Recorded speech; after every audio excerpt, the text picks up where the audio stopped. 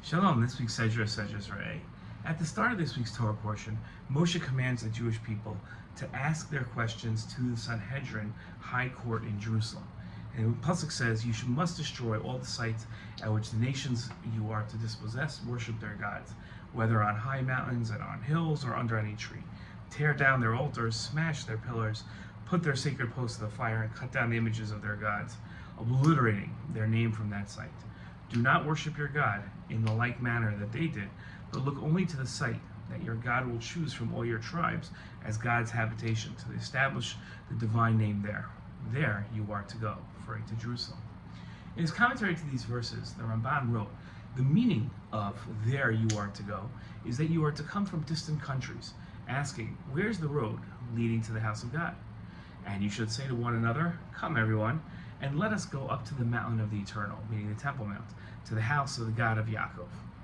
In the Sifri it states, you shall seek the place where God intended that his house be built through the command of the prophet.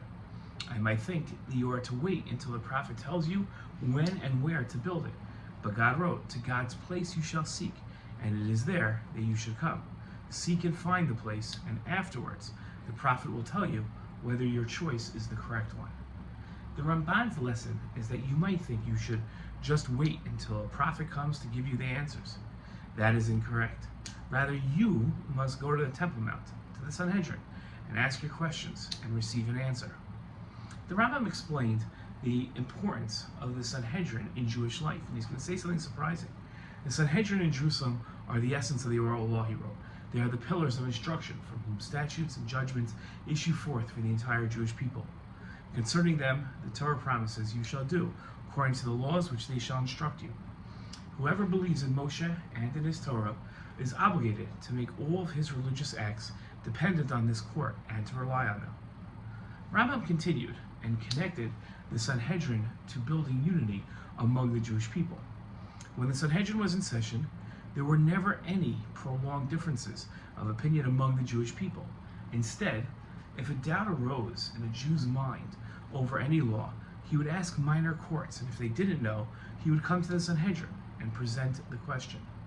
The Sanhedrin deliberated about the matter at that time and debated back and forth until they reach a uniform decision or until a vote is taken. In such a situation, they follow the majority, and then tell all the questioners, this is the halacha. After the Sanhedrin was nullified, differences of opinion multiplied, Rambam wrote, among the Jewish people. Now, listen to the lesson here. There's a direct correlation between the Sanhedrin and Jewish unity. Although one might think that division among Jewish people stems from ego and power grabs, in truth it comes from not following one path in Torah observance. Once the Jewish people all observe Torah in the same way, unity grows and divisions disappear. Shalom.